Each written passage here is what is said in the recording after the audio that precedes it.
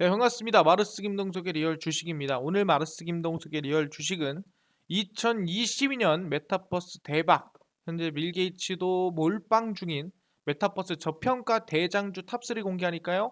영상 처음부터 끝까지 꼭 시청하시길 바라겠습니다. 그 이전에 저희 마르스 김동석의 리얼 주식 유튜브가 여러분들의 사랑으로 빠른 성장 만들어내고 있습니다. 현재 구독자 28,000명이고요. 3만 명을 향해 달려가고 있습니다. 제가 구독자 2만 명 이벤트 곧 진행한다고 말씀드렸기 때문에 2만 명 구독자분들께 도움드릴 수 있을 만한 자료들 준비하고 있거든요. 기대 많이 해주셔라 말씀드리고, 여러분들에게 도움이 될 수 있을 만한 영상들 많이 찍어드리고 있으니까 영상 보시고 유튜브 구독 버튼, 영상 좋아요, 그리고 댓글까지 꼭 달아주시면 정말 감사하겠다 말씀드리니까 오늘 영상도 집중해서 봐주시면 감사하겠습니다. 그래서 오늘 메타버스라고 말씀을 드리겠는데, 충분히 2020년도까지도 좀 기대를 가질 수 있고 빌 게이츠마저도 투자하고 있다라는 얘기입니다. 하나하나 보겠는데, 그 이전에 저희가 항상 좀 증시에 대한 방향성을 먼저 말씀을 드리고 갑니다. 그래서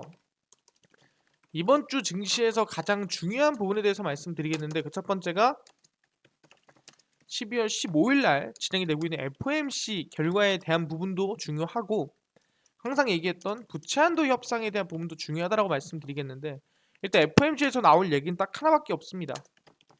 테이퍼링을 가속화를 하느냐 아니면은 그대로 유지하느냐, 둘 중 하나입니다.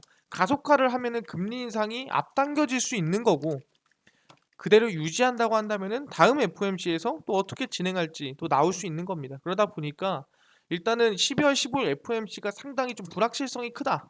그러다 보니 지금 오미크론이 아니라 저는 개인적으로 이 FOMC 영향으로 증시가 좀 흔들리는 걸 수도 있다라고 말씀을 드리고 있습니다. 금리 인상 결국엔 국내 증시는 부담이니까요. 그다음에 부채한도 협상은 항상 말씀드렸습니다. 미국이 부채한도 협상을 잘 끝내지 않으면 정말 나라에 큰 타격을 줄 수 있다라고 말씀드렸는데, 근데 그 부채한도 협상을 굳이 협상할 필요 없게끔 하는 법안을 통과를 시켰습니다. 미국 상원에서 민주당 주도 부채한도 인상안이 통과가 됐고요. 미국 상원이 민주당의 부채한도 증액 법안을 통과를 시켰습니다. 이 법안 같은 경우에는 패스트 트랙으로 채무 한도를 상향하기 위한 법안으로 찬성 64대 반대 36표로 가결이 됐습니다. 상당히 높은 찬성 수죠. 법안에는 공공의료보험 제도인 메디케어 프로그램 관련 예산을 감축하지 못하는 내용도 포함이 되어 있고, 부채 한도를 인상하기 위해서는 60표가 필요하지만 법안 통과로 민주당은 단순 과반으로 부채 한도를 올릴 수 있게 됐습니다. 그러다 보니까 민주당 마음대로 어떻게 보면은 이제 부채 한도를 마음대로 올릴 수 있는 그런 상황이 됐다. 그러다 보니까 이제는 이제 부채 한도 협상이라는 거를 지낼 필요가 없는 거예요. 이제는 마음대로 위험해? 그럼 올리지 뭐라고 이제 민주당이 마음대로 결정할 수 있는 거고. 그래서 지금 지난 10월 부채 한도를 4,800억 달러 늘어난 28조 9천억 달러 규모로 일시적으로 증액하는 법안을 통과를 시켰는데, 이제부터는 이제 민주당이 어떻게 보면 마음대로 인상을 할 수 있는 그런 이제 상황이 왔다라고 생각하시면 됩니다. 그래서 어떻게 보면은 부채 한도 협상에 관련된 이제 리스크가 어느 정도는 해결되고 있는 상태지만 15일이 지나고 나서야 우리가 불확실성이 완전히 해소된다라고 볼 수 있을 것 같습니다.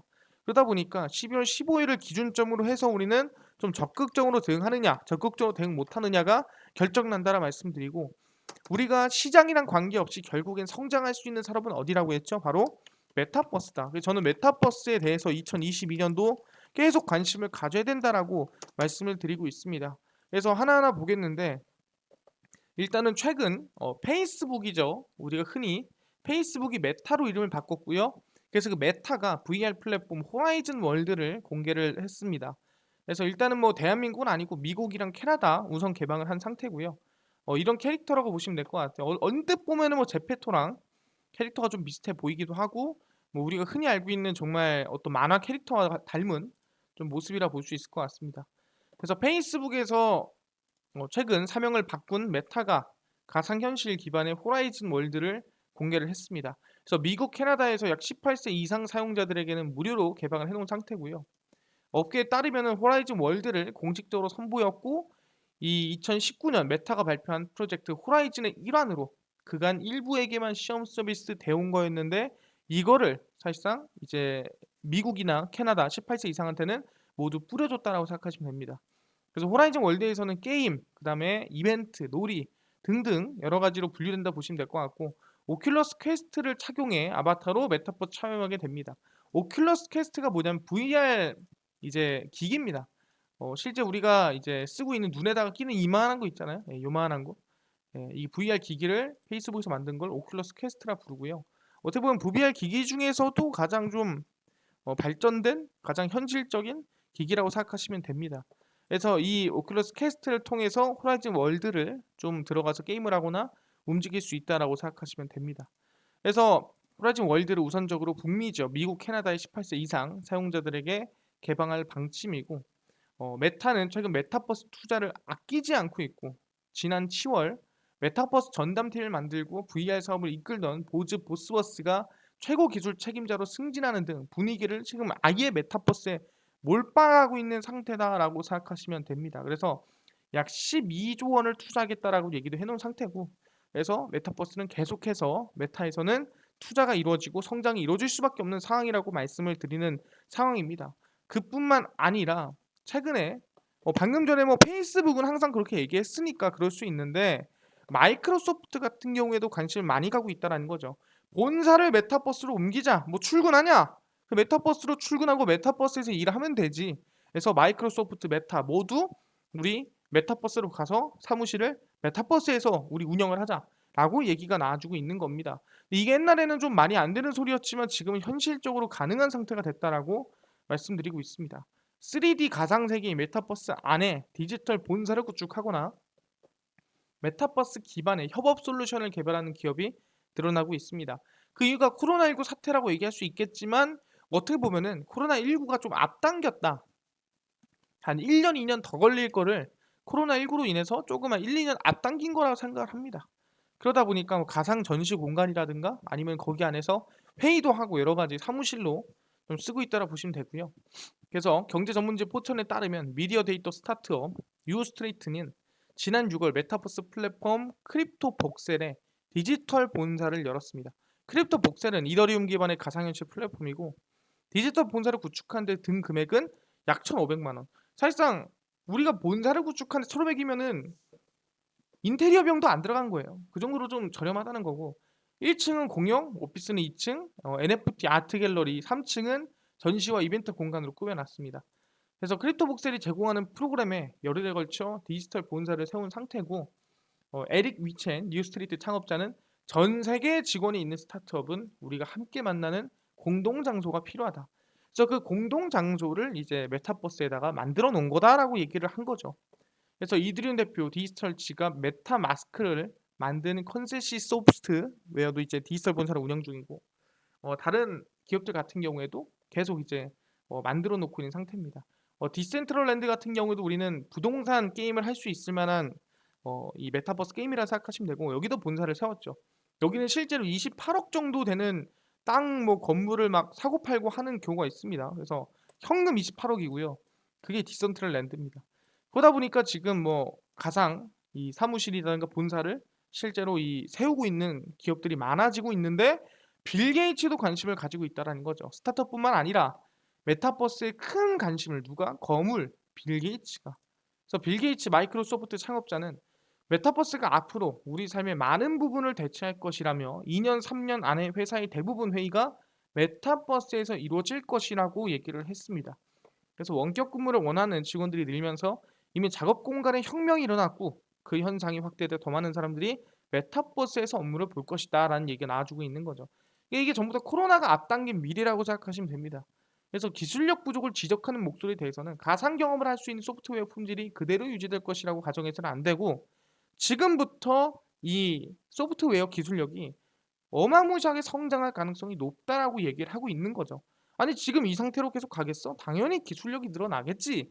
여러분들이 보고 있는 이미지라든가 캐릭터들도 현실적으로 바뀔 거고 여러분들이 보고 있는 사무실 배경이라든가 이 VR, AR도 좀 더 현실적으로 바뀔 거다라고 얘기를 하는 거죠. 그래서 시간이 좀 필요하다. 그래서 가상현실 헤드셋과 구글 등이 필요할 것이라고 얘기를 했습니다. 그래서 이제 삼성이라든가 애플이 AR, VR에 미쳐 있는 이유가 뭐냐면은 결국에는 다 메타버스로 넘어가야 되기 때문에 헤드셋과 고글 이 개발이나 투자에 좀 눈이 멀어 있다 생각하시면 될 것 같습니다. 그래서 마이크로소프트 같은 경우에도 소프트웨어 팀즈와 융합한 메타버스 협업 솔루션 메시를 통해서 3D 아바타를 이용한 또 영상회의 시스템을 또 선보이기로 했습니다. 그래서 이미 뭐 마이크로소프트 같은 경우에는 이미 투자도 많이 하고 있고 앞으로도 성장성을 더 메타버스를 많이 보고 있는 상태다라고 생각하시면 됩니다.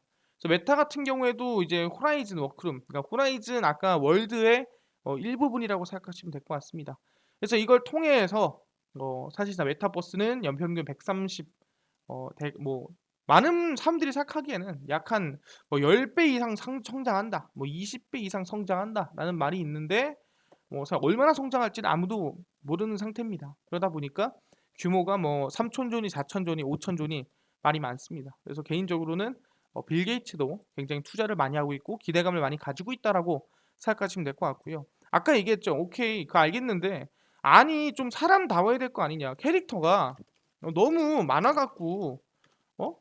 좀 뭐 장난 같으면은 솔직히 현실성이 있겠어?라고 물어볼 수 있을 것 같은데 그러다 보니까 최근에 뭐가 만들어지고 있냐? 가상 인간, 가상의 사람이 만들어지고 있는 거예요. 근데 진짜 사람인지 가상 사람인지 구분이 안 간다는 겁니다.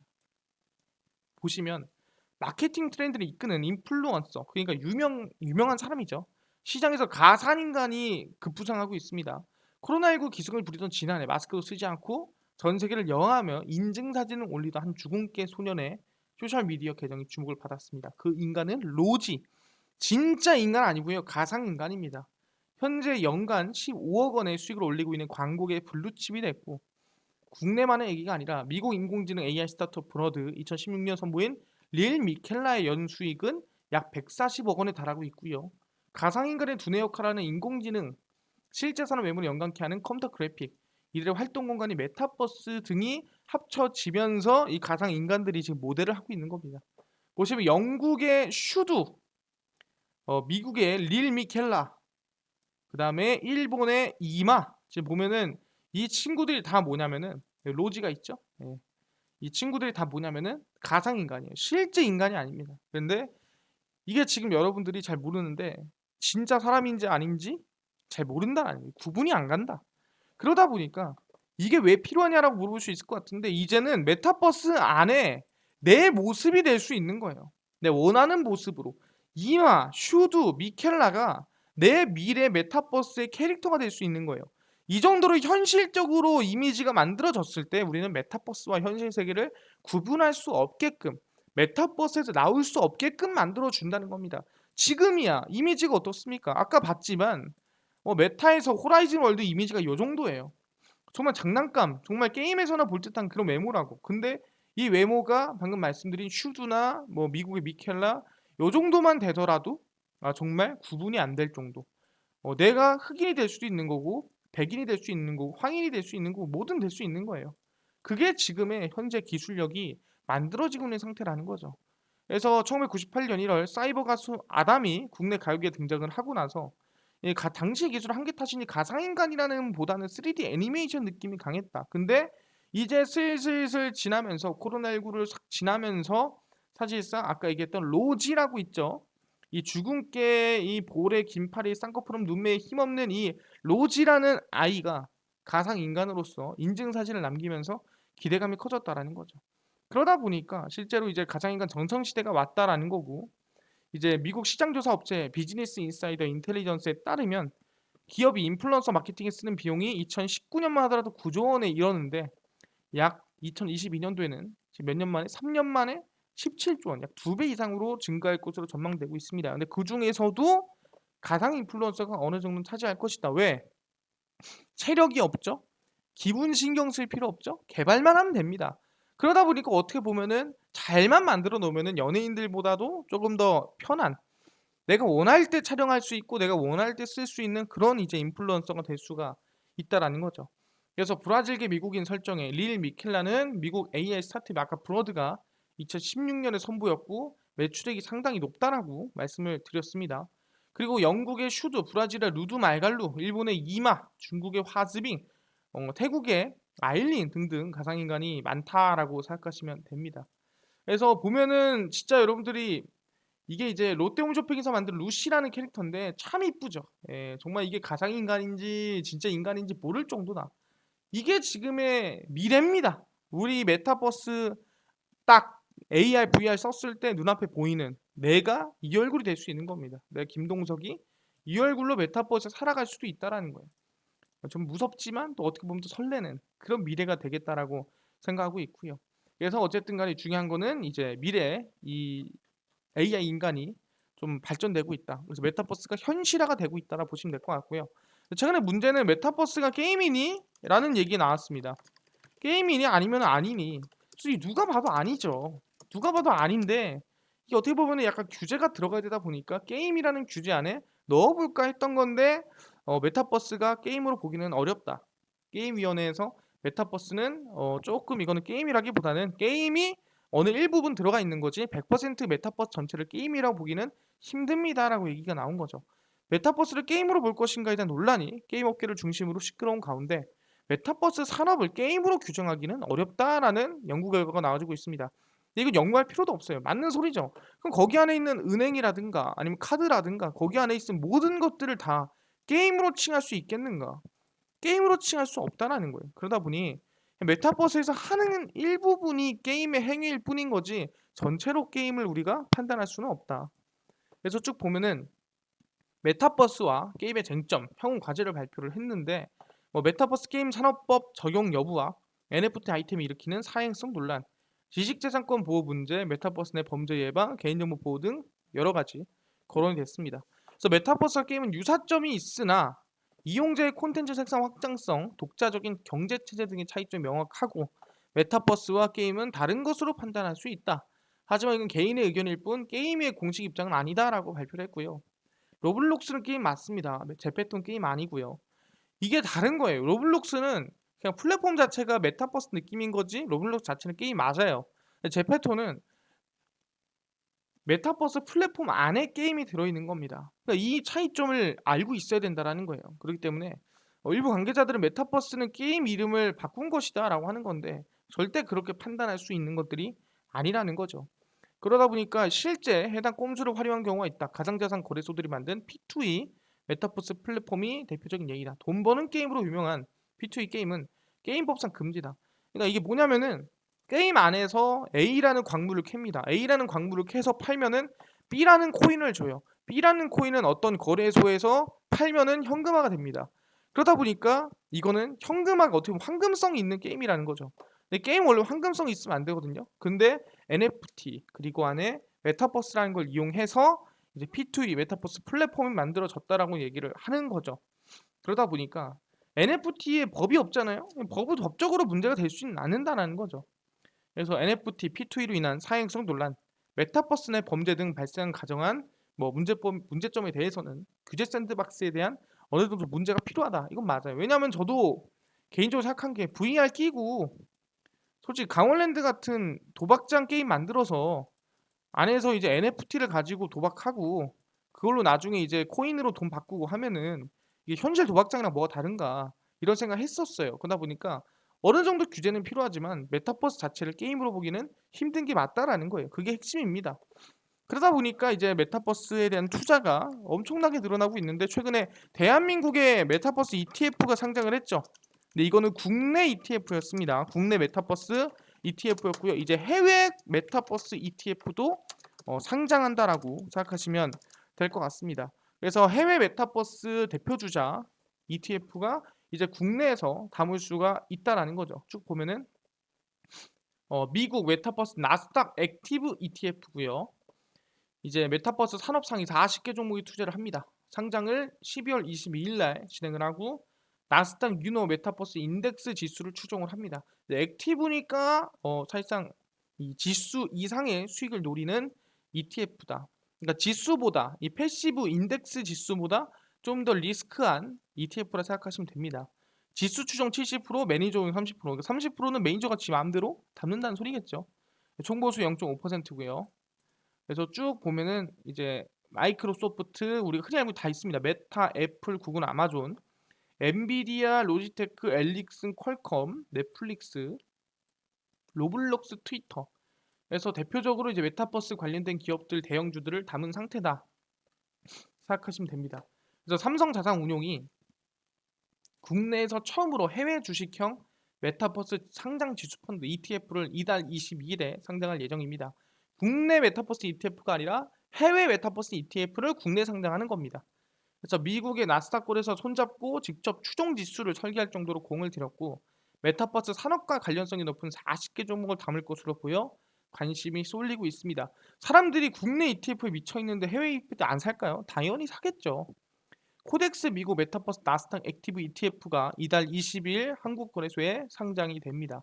그래서 메타버스 관련 테마 ETF에 뭉친 돈이 몰리는 가운데 해외 주식형 메타버스라는 거에 관심을 좀 사람들이 둘 가능성이 높다라는 거죠. 그러다 보니까 쭉 내려보면은 삼성자산운용은 나스닥 거래소 미국 데이터 분석업체 윤호와 손잡고 지수를 설계해서 올해 8월 25일에 선보였고요.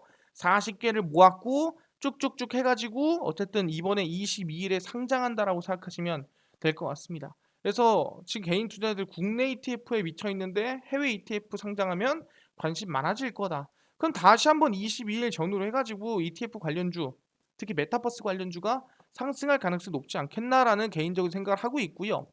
그뿐만 아니라 애플도 당연히 지금 메타버스에 미쳐 있다. 내년도 애플 시가총액 AR 글래스로 3조 달러 진입한다라는 기사가 떴습니다. 일단은 애플이 지금 말도 안 되는 신고가 급등 랠리를 만들어주고 있는데, 거기서 더 끌어올릴 만한 이슈는 AR 글래스다라고 얘기를 하는 거죠. 내년 애플의 시가총액이 아이폰의 인기와 증강현실 AR 글래스의 출시로 매출 강세가 이어지고 3조 달러에 이를 것으로 전망이 된다라고 나와주고 있습니다. 그래서 뭐 애플 매장의 재고 상태를 토대로 애플 아이폰 13의 구매 수요가 아직도 공급량을 웃돌고 있는 것으로 파악됐고, 그러니까 이제 애플이 많이 쓰고 있는데 거기에서 이제 AR 글래스까지 만든다고 한다면은 이거는 말도 안 되게 성장이 나올 수 있는 게 아닌가. 이거는 메타버스를 거의 이끌 수 있을 만한, 왜 아까 메타버스 ETF 애플이 있었나요? 애플이 있었죠.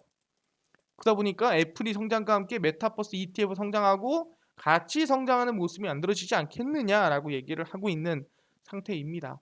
그러다 보니까 지금 전 세계가 아직도 메타버스를 관심 가지고 있고 22일에 메타버스 해외 ETF가 국내에 상장하는구나 아셔야 됩니다. 그래서 우리는 메타버스를 절대 놓으면 안 된다라고 말씀드리는 거고, 대표적인 종목 관심을 가져보겠습니다.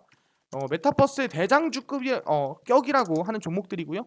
첫 번째가 맥스트입니다. 그리고 자이언트 스텝이고요. 이노뎁입니다. 이 기업들 무조건 관심을 두고 있자 이렇게 말씀을 드리고요.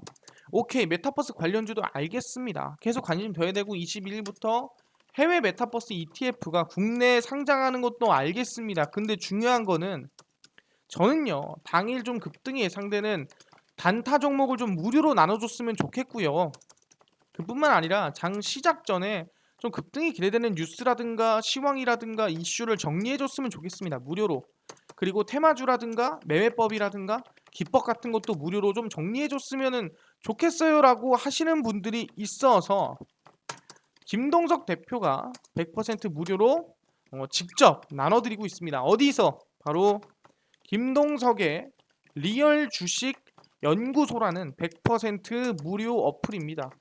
이 어플에서는 어떻게 다운받을 수 있는가? 여러분들 각 스마트폰, 내가 아이폰입니다. 그러면은 앱스토어에서 무료로 다운로드 가능하고요. 나 갤럭시입니다 하신 분들은 구글 플레이 또는 플레이 스토어에 접속해서 다운로드가 가능하다라고 말씀을 드립니다. 그래서 김동석의 리얼 주식 연구소 어플을 여러분 각 스마트폰 안에서 검색을 하시면 됩니다. 구글 플레이, 앱스토어, 플레이 스토어에 김동석의 리얼 주식 연구소로 검색을 하시고요. 검색을 하시면 이렇게 김동석의 리얼 주식 연구소 어플이 뜨게 됩니다. 이렇게 어플 터치해서 100% 무료로 다운로드 가능하고요. 다운로드를 하게 되면은 이렇게 김동석의 리얼 주식 연구소 어플이 뜨게 됩니다. 이 어플에 보시면은 당일 리얼 추천주가 이제 당일 급등 예상되는 종목을 알려드리고, 급비 분석이 시황입니다. 장 시작 전에 시황을 미로 작성해 드리고요. 연구소 급비 자료가 테마주라든가 아니면은 강의 자료라든가 무료로 알려드리고 있습니다. 그래서 쭉 보시면은 이 리얼 추천주를 이미 제가 12월 14일 추천주를 올려놨습니다. 그래서 이거는 무료로 여러분들 들어오시면은 보실 수가 있고요. 그래서 최근 승률이 어땠냐? 뭐 11월 같은 경우에 승률 약 70%였고요.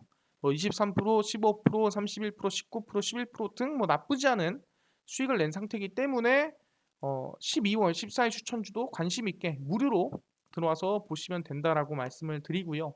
그뿐만 아니라 옆에 급비 분석이 있습니다. 이게 장 시작 전 시황입니다. 12월 13일 장 시작 전에 오늘 시황 올려드렸고요. 보시면 해외 증시부터 국내 이슈 전부 다 정리해서 올려드리고 있습니다.